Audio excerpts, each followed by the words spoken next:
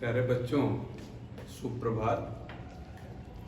देखिए, आपको मैं रासायनिक अपक्रियाओं के प्रकार में पढ़ा रहा था। तो पहला मैंने आपको बताया था कि संकलन अपक्रिया या योगात्मक अपक्रिया, और उसके बारे में आपको बताया था। आज मैं आपको अपघटन अपक्रिया के बारे में बताऊंगा। तो देखें, अपघटन अपक्रिया की क्या परिभाषा होगी। दो टर्म होता है, एक होता है संघटन, एक अपघटन। संघटन में क्या निर्माण होता है, कई छोटी छोटी चीजें मिल करके एक कोई बड़ी चीज को बनाती हैं, जिसको आप योगात्मक भी कह सकते हैं उसको, या संकलन भी कह सकते हैं। अपघटन में कि जब कोई बड़ी वस्तु जो है छोटे छोटे वस्तुओं में, छोटे छोटे टुकड़ों में टूट जाए, तो वो अपघटन हुआ। यहाँ इसको आप रासायनिक अपक्रिया के रूप में कैसे इसको परिभाषित करेंगे कि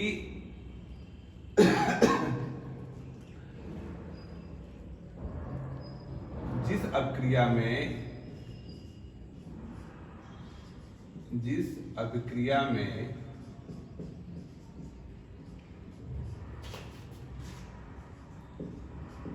कोई पदार्थ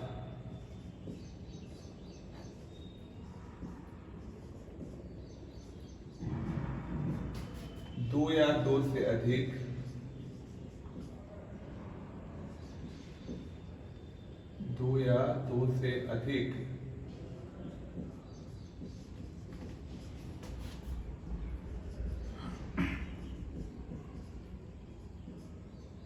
सरल पदार्थों में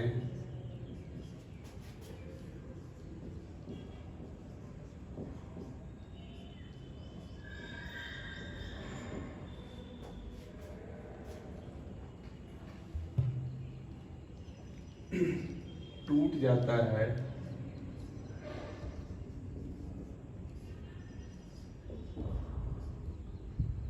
उसे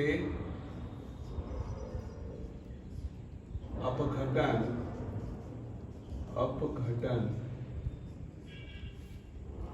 अभिक्रिया कहते हैं।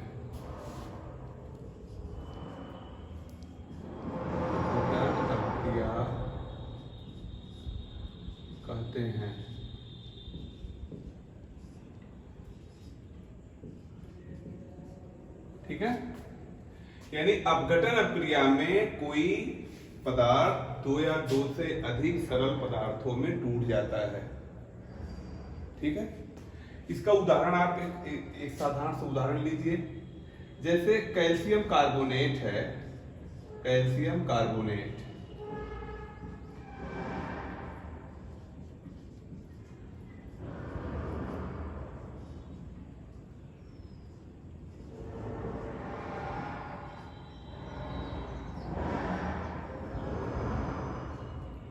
कैल्शियम कार्बोनेट को जब हम ऊष्मा देते हैं, इसे गर्म करते हैं, तो यह अपघटित होकर के कैल्शियम ऑक्साइड देता है तथा कार्बन डाइऑक्साइड गैस इसमें से निकलती है इस प्रक्रिया में।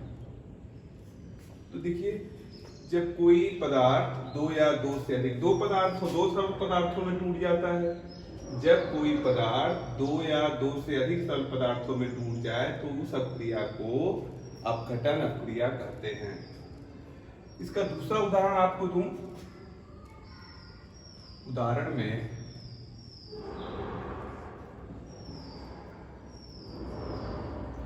देखिए, दूसरा उदाहरण देने से पहले एक चीज आपको बताऊं कि ये कोई पदार्थ दो या दो से अधिक सरल पदार्थों में टूटता है। ये कब होगा, जब उसमें ऊर्जा आवश्यक उसके लिए होती है, और यह ऊर्जा तीन रूपों में हो सकती है, या तो ऊष्मा के रूप में हो, या प्रकाश ऊर्जा के रूप में हो, या विद्युत ऊर्जा के रूप में हो। तो अपघटन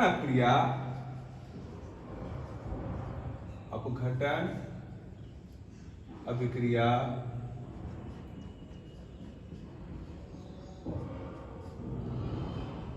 तीन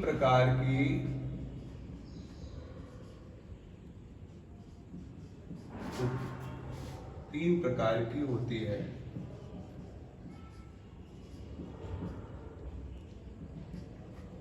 नंबर 1 तापी अपघटन,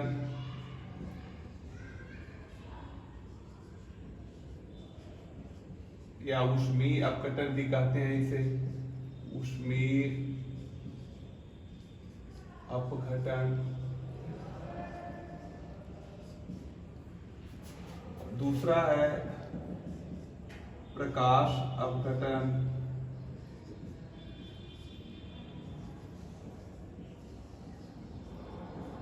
और तीसरा है वैद्युत अपघटन।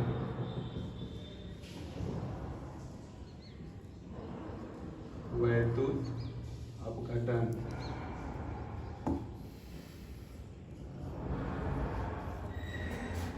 पहला देखें तापीय अपघटन। तापीय अपघटन या ऊष्मीय अपघटन। ऊष्मीय अपघटन।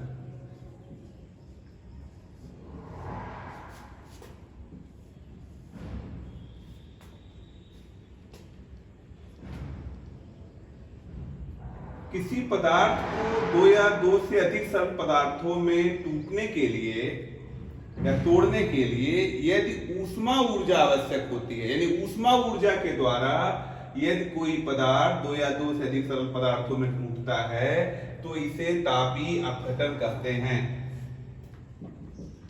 ऊष्मा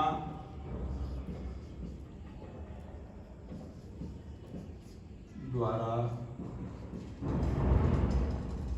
किसी पदार्थ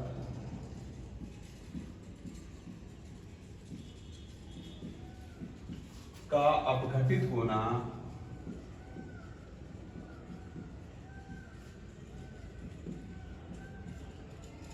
ऊष्मीय अपघटन कहलाता है। ऊष्मीय अपघटन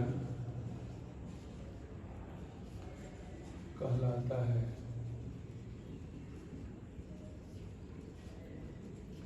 जैसे आपको हमने शुरू में यहां दे दिया था कैल्शियम कार्बोनेट का, इसका उदाहरण आप देखिए, जैसे फेरस सल्फेट FeSO4।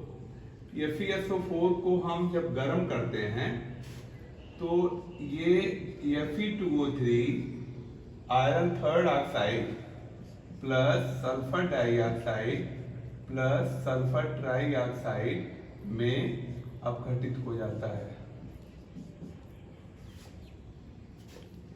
ये हरे रंग का हल्के हरे रंग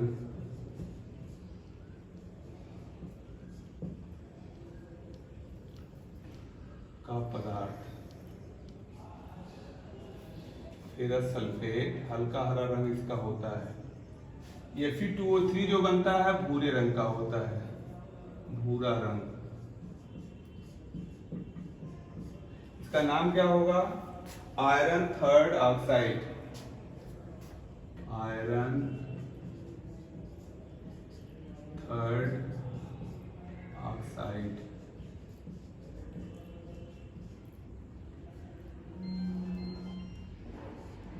या इसको फेरिक ऑक्साइड भी कहते हैं। आयरन की संयोजकता यहाँ 3 होती है, फेरिक ऑक्साइड भी कहते हैं। ये सल्फर डाइऑक्साइड और ये सल्फर ट्राइऑक्साइड है। इसका दूसरा उदाहरण देखिए, lead nitrate PbNO3। Lead nitrate को जब हीट किया जाता है, गर्म किया जाता है,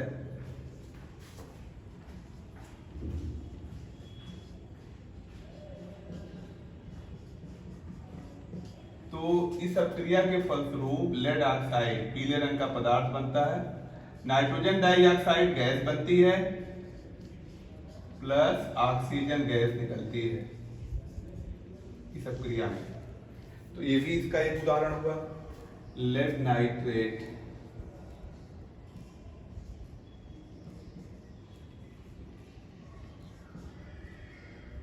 ठीक है, तो ये 2 उदाहरण आपको हमने दिया, एक 3 इसमें ऊष्मीय अपघटन या तापीय अपघटन का।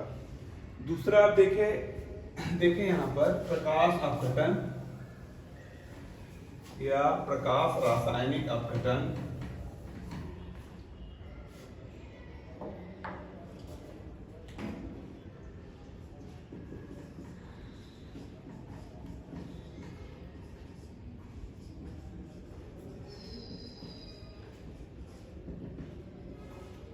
Photo decomposition, photo decomposition.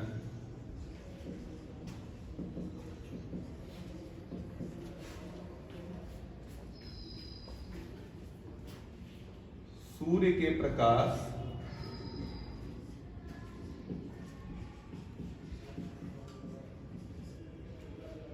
की उपस्थिति में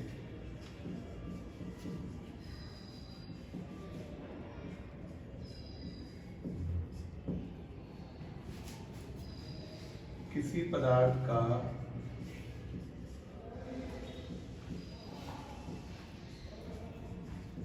अपघटन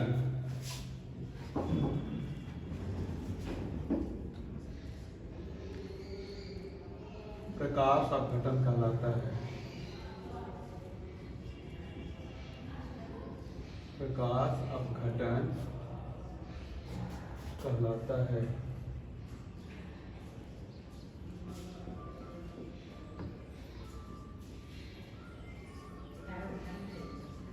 ठीक है, इसका उदाहरण देखिए, सिल्वर क्लोराइड, सिल्वर क्लोराइड ये सफेद रंग का चूर्ण होता है, सफेद रंग का पदार्थ होता है। इसे जब हम सूर्य के प्रकाश में रख देते हैं तो इसका जो रंग है वह स्लेटी हो जाता है। ये स्लेटी रंग का हो जाता है। ये Ag प्लस क्लोरीन गैस,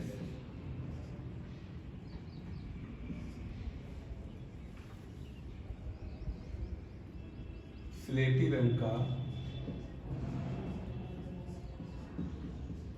क्या एक और टर्म इसके लिए दिया जाता है, ग्रे कलर। धूसर शब्द हिंदी में होता है।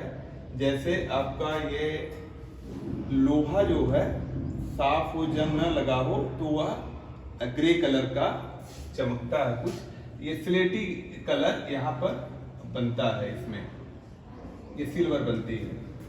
दूसरा इसका आप उदाहरण देखेंगे, सिल्वर ब्रोमाइड को जब सूर्य के प्रकाश में रख देते हैं, सूर्य का प्रकाश,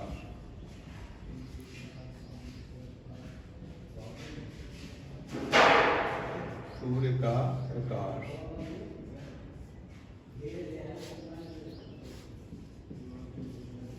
सिल्वर बनता है और ब्रोमीन बनता है।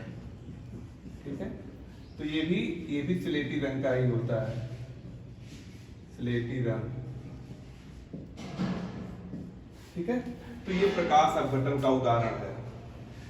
इसका आपके व्यवहारिक जीवन में उदाहरण बता दूं कि आपने देखा होगा कि चश्मे जो बनते हैं लोगों के, दो तरह के बनते हैं। एक तो होता है सिंपल, उसका जो है ग्लास चश्मे का, दूसरा होता है डे नाइट फोटोक्रोमिक ग्लास। तो जो फोटोक्रोमिक ग्लास होता है उसमें अल्प मात्रा में सिल्वर ब्रोमाइड या सिल्वर क्लोराइड मिला दिया जाता है ग्लास में ही। और जब उस चश्मे को आप इस्तेमाल करते हैं और धूप में निकलते हैं तो उस चश्मे का जो यानी ग्लास का जो रंग है वो पूरा ब्लैकिश कुछ हो जाता है, स्लेटी कलर का हो जाता है। जब फिर आप छाया में आते हैं धूप से तो थोड़ी देर बाद जो है वो फिर ट्रांसपेरेंट हो जाता है, पारदर्शक हो जाता है। तीसरा आप देखिए प्रकार जो है वह है वैद्युत अपघटन। वैद्युत अपघटन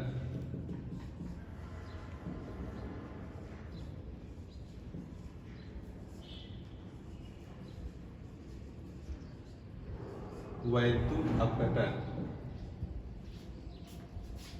विद्युत ऊर्जा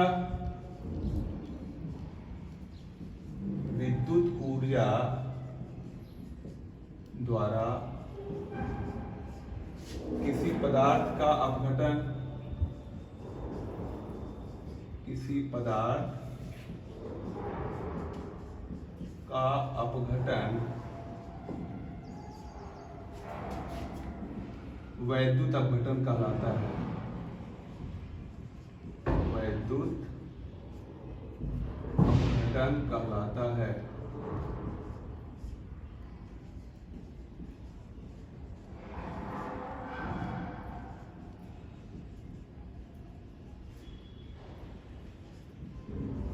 ठीक है। जैसे इसका एक उदाहरण आप लें कि यदि जल के अम्लीय विलयन में आप विद्युत धारा प्रवाहित करें, विद्युत धारा यदि प्रवाहित की जाए तो ये जल हाइड्रोजन गैस और ऑक्सीजन गैस में अपघटित हो जाता है। ये कैथोड पर हाइड्रोजन गैस निकलती है, कैथोड, और एनोड पर ऑक्सीजन गैस उत्पन्न होती है। ये कैथोड और ये एनोड, इसको संतुलित अगर हम कर लें तो 2H2 प्लस O2 होता है विद्युत अपघटन या विद्युत